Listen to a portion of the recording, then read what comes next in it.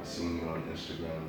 I seen all the beautiful meals that you cook, and I wanted to get in depth with you and how how do you get started into this and what is your inspiration behind this.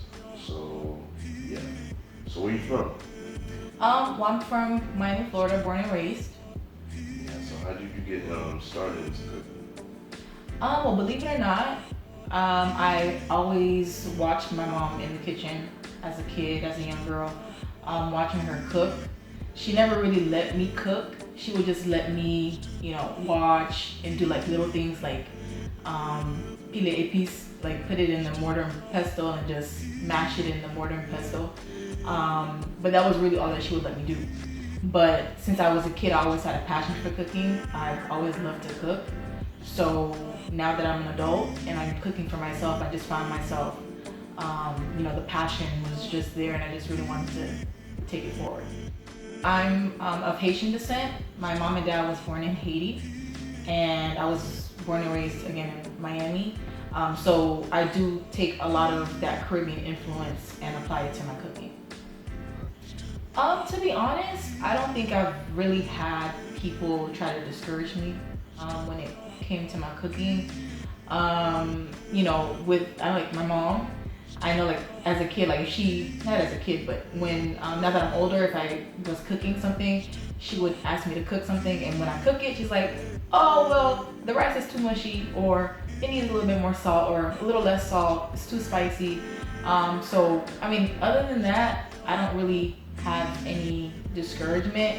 I think more critiques in terms of how I can make my food better.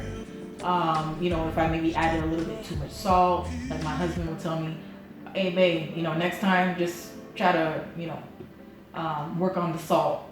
But other than that, no, I have never really been discouraged as of yet. Right.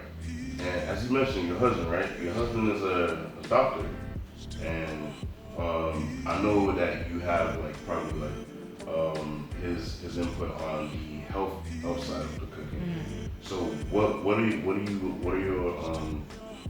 you do for that? Like what are your choices that you make in your cooking input? You know how using as you say less salt, Mm. less not seasoning.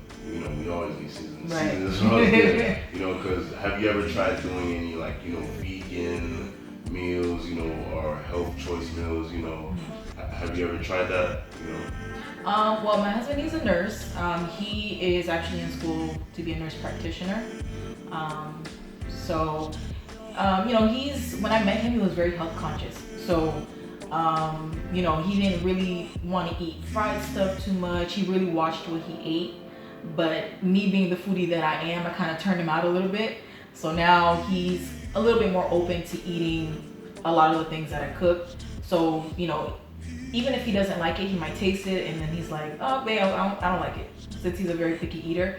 But to be honest, I don't really, I'm not gonna say I cook healthy, nor do I cook unhealthy. But I do try to incorporate those, some of those characteristics into my cooking. So I actually have a good friend who's a wellness coach. She lives in Georgia, and she's doing a 21-day challenge using Dr. Sebi's food list. So we kind of partnered up together to create some dishes for the challenge, and I created a dish with zucchini noodles, and I used tomatoes and mushrooms as like a meat sauce. So I try to play around with some of the healthy stuff, but to be honest with you, I don't really cook it that often.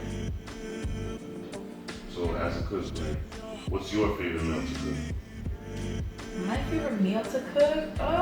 To be honest, I don't think I really have a favorite meal to cook. As long as it's Caribbean inspired, I just like to incorporate my Caribbean heritage into my cooking, whether it be a little bit of extra seasoning here and there.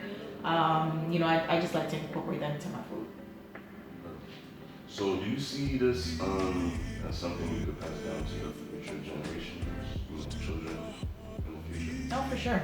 So, I think in the Haitian community, maybe even in the Caribbean community, cooking is very prevalent in the home, especially for girls or for females. So, they kind of have that old mindset of girls, girls belong in the kitchen, men belong like, outdoors and doing labor and stuff like that. So I think that still resonates today. Definitely, I definitely see myself, teaching my kids, even the boys as well, to, get in the kitchen, experiment, and, just have fun with it. I mean, I think of all my siblings, I have a bigger passion for cooking. Um, my youngest sister, she doesn't really cook much. She's, trying to learn how to cook now. And she's in her early 20s. I have an older sister who, I think she cooks to be able to feed her family, but, and I have brothers too as well. One doesn't cook at all. One is on his own, so he's kind of forced to cook. But I don't think any of them have the passion that I have for cooking. So I mean, I want to take my cooking to the next level. So I don't want to just keep it in my house, my home. I want to take it to, other places. Right. And to that, the last question. So where do you see this in like 5 years? Do you see this, your passion, right? Do you see yourself opening up a business with this, cooking? Oh yeah, definitely. So the plan right now, we're still kind of working on a few things, but the plan is to ultimately get my food in a restaurant, even if I have to start small. But I want to get my food in other people's hands. I want them to be able to experience what I experience when I eat my food.